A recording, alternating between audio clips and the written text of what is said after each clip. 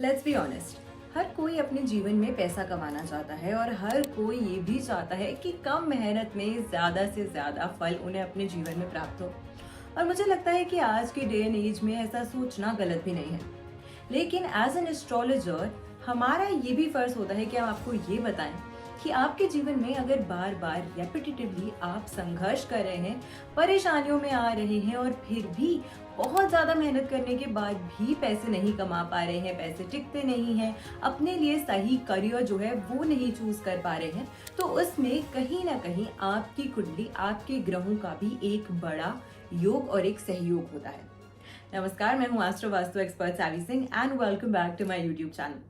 आज की वीडियो में हम एक सिंपल कुंडली से ये डिकोड करने का प्रयास करेंगे कि कोई भी व्यक्ति अपने जीवन में वेल्थ, पैसा सबसे ज्यादा कहाँ से अक्यूमुलेट करने, यानी कि सबसे ज्यादा योग, सबसे ज्यादा प्रबल चांसेस उनके जीवन में पैसा कमाने की किस क्षेत्र से आते हैं, और इसे हम उनकी अपनी इंडिविजुअल कुंडली से ही समझने का प्रयास करेंगे।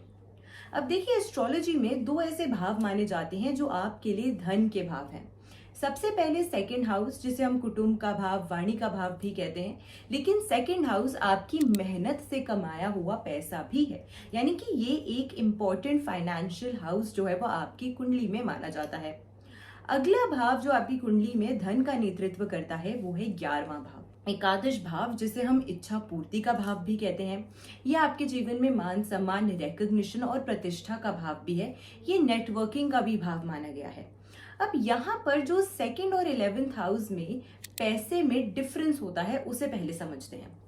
सबसे पहले सेकंड हाउस का पैसा वो पैसा है जो आप अपनी मेहनत से कमाते हैं, या क्योंकि ये कुटुंब का भाव है तो कहीं ना कहीं इस भाव का रोल आपके प्रारब्ध से भी जुड़ा होता है कि प्रारब्ध में आपके कैसे कर्म थे जो आपकी इस लाइफ में मैनिफेस्ट हो रहे हैं इन टर्म्स ऑफ वेल्थ, यानी कि पिछले जन्म के कर्म आपके इस जीवन के कर्म को, आपके इस जीवन के करियर को, आपकी इस जीवन की वेल्थ को कैसे इन्फ्लुएंस करते हैं। अगला भाव जो माना गया है वो है एकादश भाव। एकादश भाव आपके इस जन्म के कर्म है और इस जन्म के कर्म से जो फल आपको प्राप्त होगा, क्योंकि दशम भाव कर्म का भाव है और उसका द्वितीय, उसका सेकंड हाउस आपके कर्म से कमाए जाने वाला जो पैसा है वो हम 11th हाउस से देखते हैं। ये कहीं ना कहीं वो भी पैसा होता है जिसे हम इजी इनकम में कंसिडर करते हैं। फॉर एग्जाम्पल, आपने एक प्रॉपर्टी ली और उस प्रॉपर्टी को आपने रेंट पे चढ़ा दिया और वहां से आपको पैसा आता है। आपने किसी शेयर्स में, किसी म्यूचुअल फंड्स में इन्वेस्ट किया, वहां से प्रॉफिट आपने कमाया। तो इस तरीके का इजी पैसा भी, जिसके लिए आपने बहुत ज्यादा परिश्रम या श्रम नहीं किया, लेकिन इस जन्म में कुछ ऐसे डिसीजंस लिए, इस जन्म में कुछ ऐसे निर्णय लिए जिससे आपके जीवन में पैसा, वेल्थ जो है वो आप अक्यूमुलेट कर पा रहे हैं। तो इन दोनों भावों के डिफरेंस को आई होप आप समझ गए होंगे। आज मैं आपको ये बताने वाली हूं कि आपकी कुंडली में अलग अलग प्लैनेट्स ये कैसे बताते हैं या ये कैसे डिफाइन करते हैं कि एक व्यक्ति को पैसा कमाने के लिए किस फील्ड में जाना चाहिए, या किस फील्ड में रहकर या फील्ड से ना भी जुड़कर कहीं ना कहीं कोई ऐसा सोर्स उनके जीवन में बन जाएगा कि वो उस कार्य के थ्रू या उस एक रिलेशनशिप के थ्रू पैसा जो है वो अपने जीवन में कमा सकते हैं। सबसे पहले हम बात करते हैं सेकंड हाउस में अगर आपके सूर्य की प्लेसमेंट है। अब सूर्य दो चीजें हैं, सूर्य सत्ता भी है, सूर्य अथॉरिटी भी है, सूर्य गवर्नमेंट सेक्टर को भी कहीं ना कहीं उसका नेतृत्व करता है, लेकिन साथ में सूर्य आपके जीवन में पिता का भी कारक रह गया है या फिर एक पैटर्नल फिगर। अब ऐसे में सेकंड हाउस में जब सूर्य की प्लेसमेंट होती है तो कहीं ना कहीं देखा गया है कि व्यक्ति खास करके गवर्नमेंट रिलेटेड फील्ड्स में काम कर सकते हैं, गवर्नमेंट जॉब्स में जा सकते हैं अगर छठा भाव जो कि नौकरी का भाव है वो बहुत अच्छा है, सूर्य अगर अफ्लिक्टेड नहीं है तो ऐसे में आप गवर्नमेंट सेक्टर से काम कर सकते हैं। पैटर्नल सपोर्ट से ऐसे व्यक्ति जो है वो अपने जीवन में अच्छे कॉन्टैक्ट्स डेवलप करते हैं जिससे उन्हें पैसे कमाने का अवसर जो है वो डेफिनेटली प्राप्त हो सकता है। नॉर्मली ये भी देखा गया है कि जब सूर्य सेकंड हाउस में होता है तो व्यक्ति नॉर्मली एक रिस्पेक्टेड, रिप्यूटेड फैमिली में जन्म लेता है और वहां से उनके अच्छे कॉन्टैक्ट्स या नेटवर्किंग जो है वो उनके जीवन का एक अहम हिस्सा होते हैं। अब यहाँ पे कुछ चीजें आपको ध्यान में जरूर रखनी चाहिए। हम पैसे की तो बात कर रहे हैं, लेकिन कर्म बिना पैसा भी अधूरा है।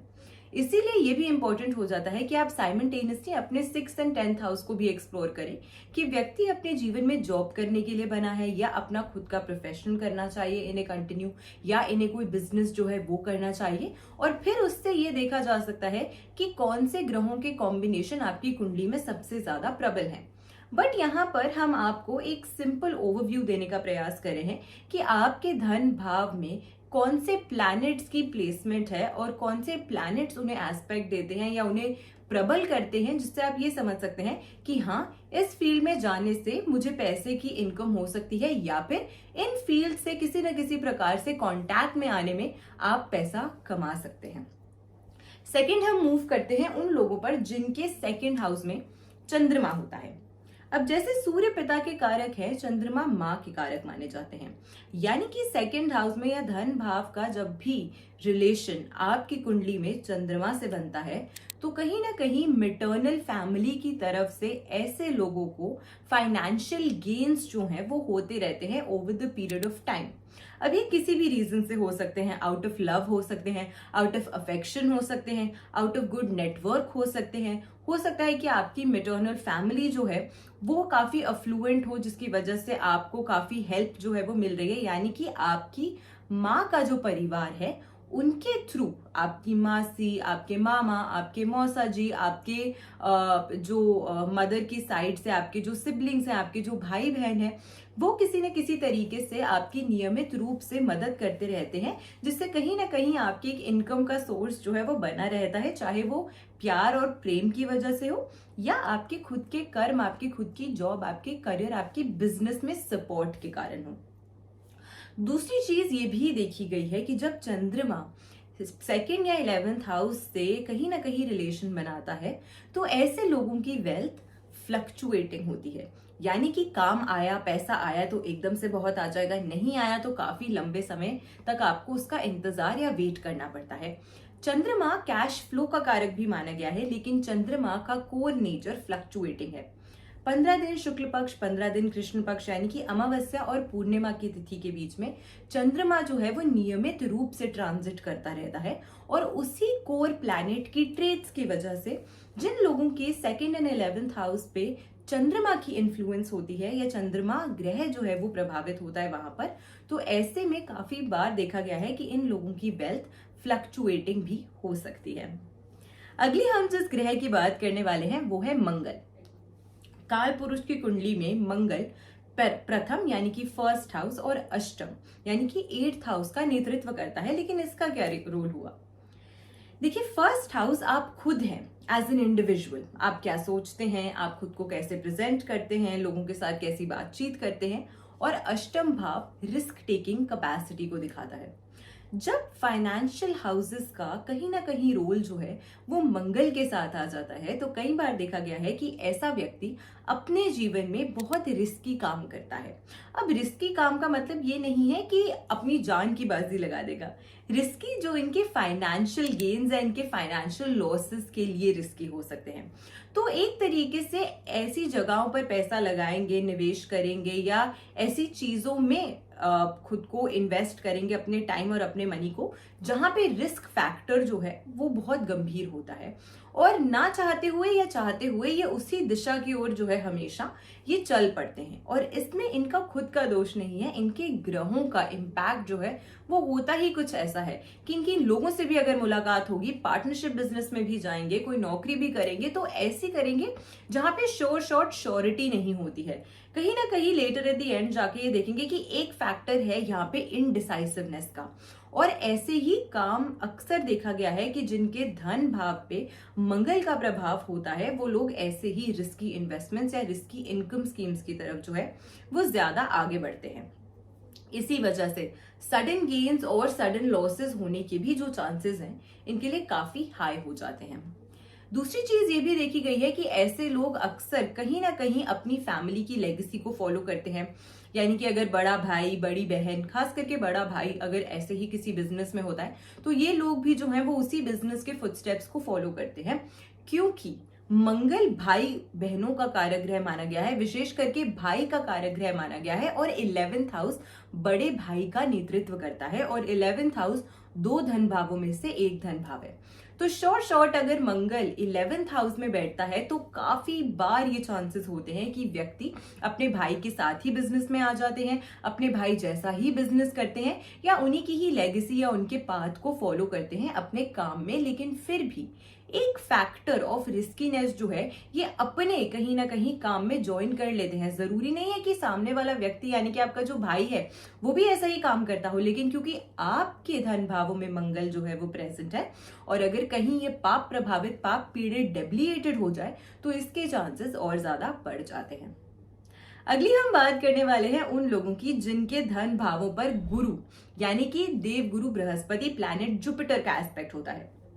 सबसे पहले धन भावों में जुपिटर की प्लेसमेंट जो है उसे अच्छा माना जाता है, शुभ माना जाता है। काफी बार क्योंकि जुपिटर जो है वो एक वेल्थ अक्यूमुलेशन के साथ साथ नॉलेज अक्यूमुलेट करना भी पसंद करते हैं, इसीलिए कई बार देखा गया है कि जिस व्यक्ति के 2nd या 11th हाउस का डायरेक्ट कनेक्शन जुपिटर प्लैनेट यानी कि गुरु से बनता है, वो लोग नॉलेज के थ्रू, टीचिंग के थ्रू, काउंसलिंग के थ्रू, एडवाइजिंग के थ्रू, कंसल्टिंग के थ्रू काफी अच्छा पैसा कमा सकते हैं। अब जरूरी नहीं है कि आप किस जॉब में हैं, आप किस प्रोफेशन को फॉलो करते हैं, बट ये एक तरीका होता है जानने का कि अगर आप इस फील्ड में अपना इंटरेस्ट डेवलप करते हैं, रुचि डेवलप करते हैं या इसी फील्ड में आप आगे बढ़ते हैं तो आपके चांसेस ग्रोथ हासिल करने के, पैसा अर्जित करने के और अच्छा ग्रो कर पाने के जो चांसेस हैं वो काफी ज्यादा बढ़ जाते हैं। But like I said in the beginning of the video, जैसा मैंने वीडियो की शुरुआत में आपको कहा था कि और भी एस्पेक्ट्स होते हैं जिन्हें हमें कंसिडर करना पड़ता है। फॉर एग्जाम्पल, आपका छठा भाव कैसा है, आपका दशम भाव कैसा है, आपका पंचम भाव कैसा है, क्योंकि पंचम आपकी प्लानिंग है, छठा नौकरी है, दशम प्रोफेशन है। तो इन सभी भावों का भी एक क्यूमुलेटिव हमें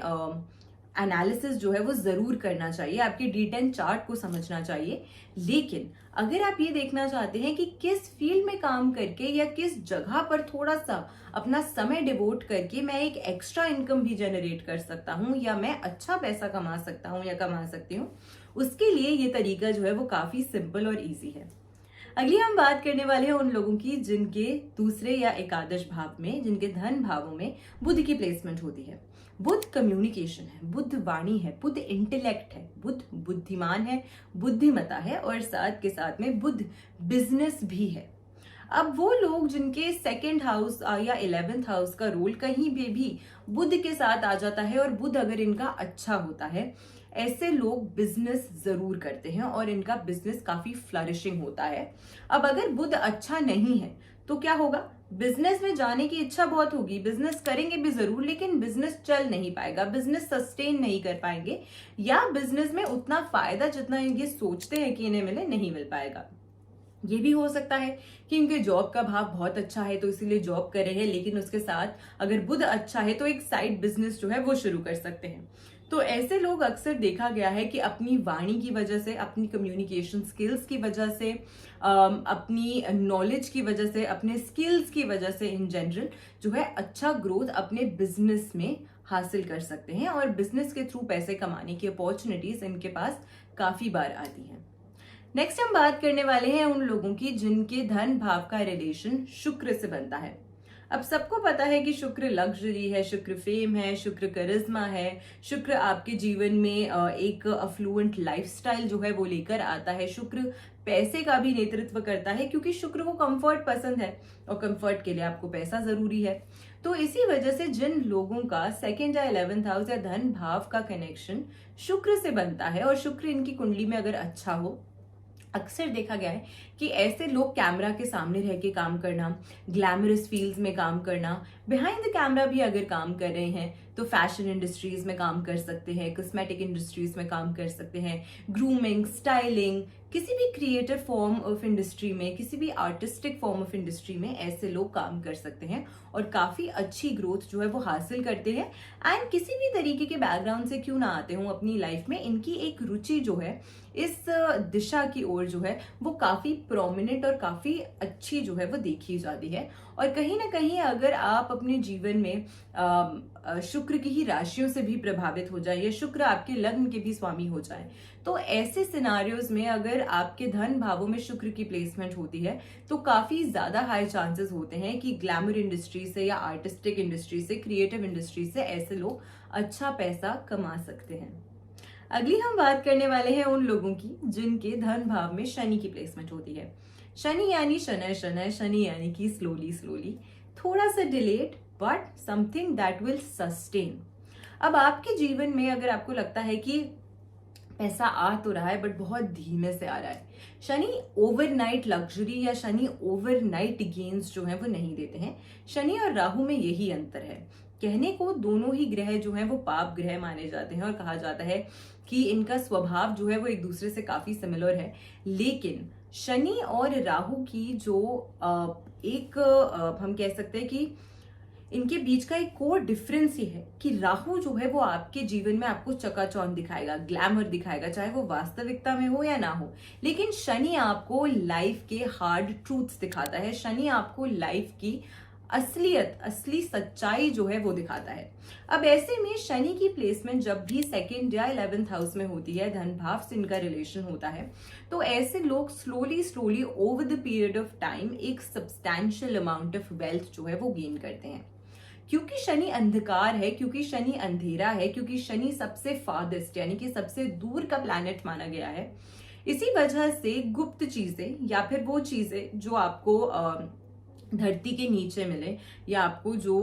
एक गहराई में प्राप्त हो, जैसे कि पेट्रोलियम, मिनरल्स, माइनिंग का काम, या फिर अगर ऐसे लोग अपने जीवन में किसी न किसी प्रकार से भूमि जुड़ा हुआ कार्य करते हैं, रियल एस्टेट से जुड़ा हुआ काम करते हैं, और रियल एस्टेट में न्यू प्रॉपर्टीज की हम बात नहीं कर रहे हैं, ओल्ड लैंड की सेलिंग या डीलिंग में काम अगर करते हैं, ओल्ड व्हीकल्स में अगर काम करते हैं,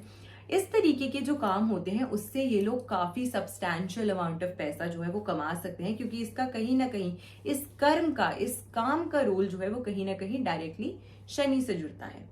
मंगल और शनि में भी यही डिफरेंस है। मंगल भूमि का कारक है, मंगल लैंड का कारक है, और मंगल में ओल्ड एंड न्यू प्रॉपर्टीज चाहे कंस्ट्रक्टेड हो या सिर्फ भूमि ही क्यों ना हो, आप किसी का भी लेन देन कर सकते हैं। लेकिन शनि में विशेष करके ओल्ड प्रॉपर्टीज जिन्हें अभी आप कंस्ट्रक्शन पे देने जाएंगे, कंस्ट्रक्शन करवाने वाले होंगे, इस तरीके की जो प्रॉपर्टीज होती हैं उनका लेन देन ऐसे लोग जो हैं वो काफी अच्छे तरीके से कर सकते हैं और उसमें काफी अच्छा प्रॉफिट जो है